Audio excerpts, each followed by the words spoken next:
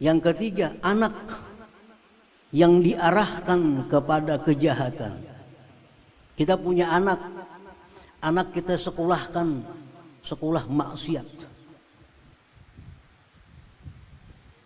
Kita punya anak kita arahkan untuk berbuat kemaksiatan, sehingga anak menjadi ahli maksiat. Begitu kita mati, anak yang kita didik dengan pendidikan maksiat ini akan selalu mengalirkan azab kepada orang tuanya di alam kuburnya. Na'udzubillah min dzalik. Hadirin hadirat yang dimuliakan Allah. Jadi hati-hati menyekolahkan anak. Jangan sampai anak kita disekolahkan justru akan mendatangkan azab kepada kita di alam kubur nanti. Pastikan bahwa anak kita yang kita sekolahkan itu akan mendatangkan rahmat kepada kita di alam kubur nantinya. Nah, hadirin hadirat yang dimuliakan Allah. Awaladin saleh atau anak yang saleh. Walad itu artinya anak, termasuk anak itu laki-laki maupun perempuan. Ini dalam bahasa Arab, walad itu yasmalul ibna wal bin, mengandung anak laki-laki, mengandung pula maknanya anak perempuan. Sama ada anak laki-laki yang kita didik sehingga menjadi laki-laki yang saleh, atau anak perempuan yang kita didik sehingga menjadi perempuan yang salihah. Nah, kalau dia mendoakan kita sudah di alam kubur, kita akan dapat rahmat, dapat ketenangan, kelapangan dari Allah Subhanahu wa taala berkat anak yang saleh tadi. Hadirin hadirat yang dimuliakan Allah.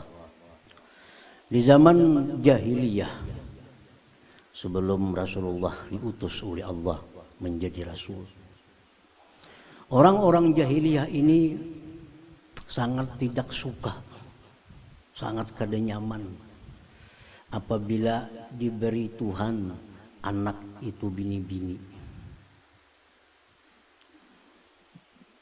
Bila beranak bini-bini, sedihnya luar biasa, bahkan semacam aib.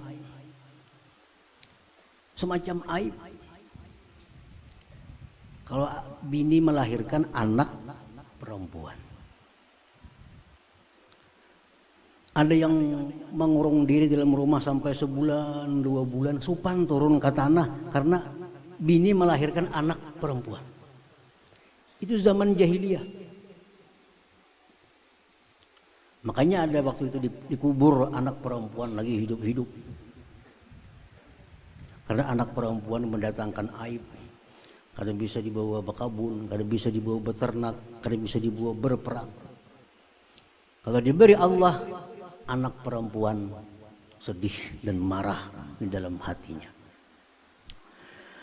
Nah, demikian itu masih terasa di zaman Rasulullah Sallallahu Alaihi Wasallam karena waktunya masih berdekatan. Rasulullah sudah diutus, masyarakat sudah banyak yang masuk Islam, tapi sahabat-sahabat Nabi yang Islam ini begitu mendengar istrinya melahirkan anak perempuan, sedih, masih tabawa cara jahiliyah. Nah, sehingga Allah Subhanahu wa taala menurunkan ayat di dalam Al-Qur'an, wa idza busyira ahaduhum bil untha dhalla wajhuhu muswadda wa huwa kazim.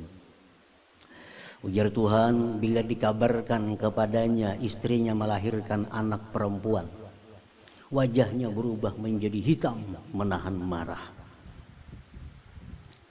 Nah, perilaku ini berlaku sampai ke masa Nabi kita sallallahu alaihi wasallam. Sahabat-sahabat sampai demikian. Kalau dapat kabar anak perempuan sudah sedih, malu.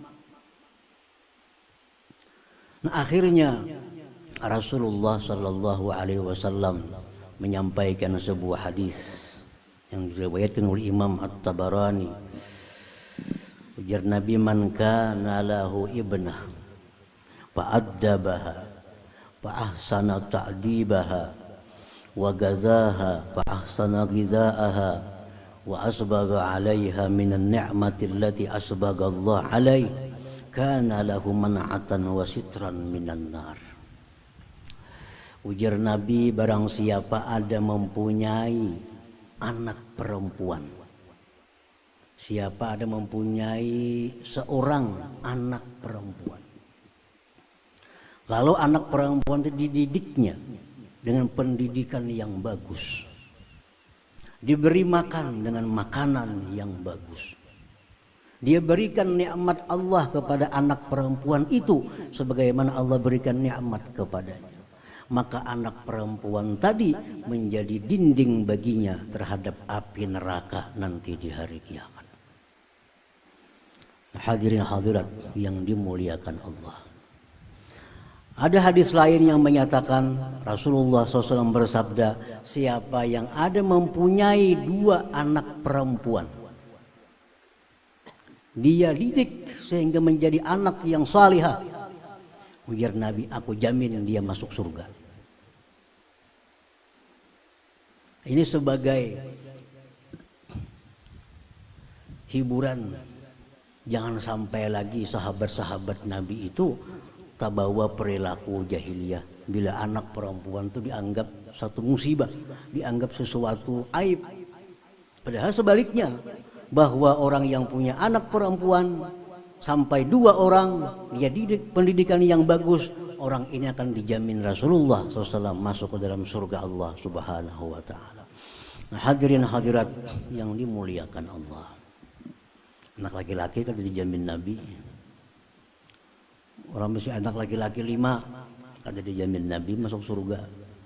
Tapi kalau bisa anak perempuan 2 dijamin Nabi masuk surga, asal dididik pendidikan yang baik sehingga menjadi perempuan yang salihah. Hadirin hadirat yang dimuliakan Allah. Tugas orang tua untuk anaknya agar jangan sampai orang tua ini menjadi orang tua yang durhaka kepada anak. Jadi bukan hanya anak yang bisa durhaka kepada orang tua, tapi orang tua pun bisa durhaka kepada anak.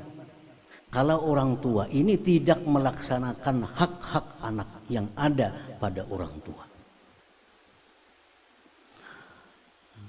Banyak hak-hak anak yang ada pada orang tua. Disimpulkan ada 5. Yang pertama, ayyuhassinasmah, bahwa dia membaguskan namanya. Nah, ini hak anak terhadap orang tua. Orang tua ini harus mencarikan anak itu nama yang bagus. Nama yang bagus, nama yang diridhai oleh Allah. Nah, kalau anak ini diberi nama dengan nama yang tidak bagus, anak ini durhaka kepada orang tua, jangan salahkan anak. Karena orang tua sudah durhaka kepada anak memberikan nama yang tidak bagus.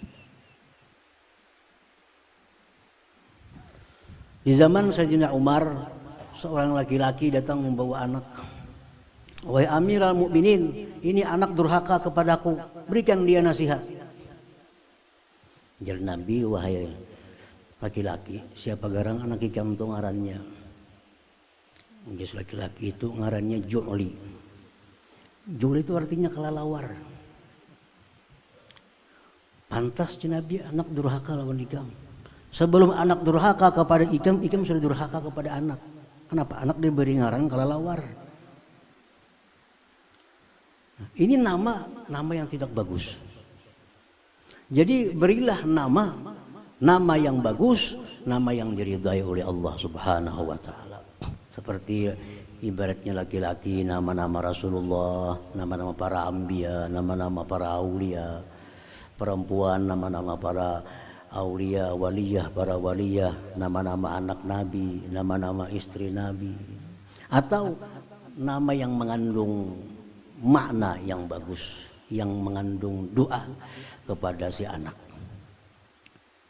Nah, pertama itu haknya anak kepada kita agar anak ini diberi nama-nama yang bagus. nama yang disukai oleh Allah Subhanahu wa taala. Nah, yang kedua ayyauqah. Ini hak anak yang mesti dilaksanakan orang tua, mengakikahinya. Mengakikahi. Itu haknya anak. Rasulullah SAW bersabda, kullu ghulamin rahinatun biaqiqatih. Anak itu, ujar Nabi kita, tergadai dengan akikahnya. Imam Ahmad bin Hambal mengatakan bahwa anak yang tidak diakikahi itu tidak akan bisa memberi syafaat kepada orang tuanya di akhirat nantinya. Anak yang tidak diakikahi itu rahina, tergadai. Artinya kada bisa memberi syafaat kepada orang tuanya di akhirat nantinya. Ini akikah. Nah, akikah itu panjang waktunya sampai usia balik. Kada mesti 7 hari, walaupun yang abdal 7 hari. Tapi kalau kita kada berduit ditabung. Sehari berapa, sampai kena anak umur 15 sampainya balik. Masih haknya kepada orang tua agar diberi akikah ini anak. Ini umur 10 tahun kah, kena umur 11 tahun kah, sampai terkumpul duit kita untuk akikah tadi. Anak akan menuntut kita, kenapa ulun kada diakikahi biar kita di akhirat. Nah, akikah. Akikah itu pada intinya adalah menyembelih hewan, kambing. Biasanya tempat kita kambing. Nah, rahasianya apa? Akikah itu menyembelih kambing. Kambing itu kan hewan. Nah, dengan harapan sifat kebinatangan yang ada pada anak ini tersembelih. Nah, manusia ada sifat kebinatangan. Kita ada sifat kebinatangan. Dengan akikah itu harapannya anak ini kada punya sifat kebinatangan lagi. Macam rakus, sifat binatang, makan hak orang lain. Kambingnya kada tahu pun siapa makannya. Nah, supaya itu jangan sampai terjadi pada anak kita. Itu inti daripada akikah tadi. Karena digundul rambutnya, ditimbang dengan emas, disedekahkan emas. Artinya apa? Supaya anak ini punya hati seperti emas. Nah, semua itu ada makna kebaikan yang kembali kepada diri anak. Bila kada dilakukan, nah itu anak akan menuntut kepada orang tua. Karena itu haknya si anak. Nah, akikah. Yang ketiga, ayu addibah. Nah, mendidiknya. Memberi pelajaran. Anak yang tidak dididik dengan pendidikan agama sehingga jadi anak yang jahat, anak yang fasik, di akhiratnya kada hakun masuk neraka. Kada hakun masuk neraka. Sebelum mencari abah. Mana abahku ujarnya? Di malaikat abah ikam tuh di lawang surga sudah masuk. Jangan masuk surga abah. Iringi ke neraka. Kenapa? Karena ulun jadi ahli maksiat karena kada diberi pendidikan agama. Ini haknya anak. Dilajari cara wudu, cara sembahyang, cara berjual beli. Ini haknya anak. Nah, orang tua punya kewajiban untuk mendidik anak kepada yang demikian itu. Kalau kada dididik, anak ini kena jadi ahli maksiat, dia akan menyirit orang tua masuk ke dalam api neraka bersama-sama si anak itu. Yang keempat, ayyum fiqah, memberikan nafkah. Anak itu kewajiban orang tua memberikan nafkah sesuai dengan kemampuan yang diberikan oleh Allah Subhanahu wa taala. Nah, makanya naik haji kada wajib kalau yang ditinggali kada ada ungkos menafkahi anak.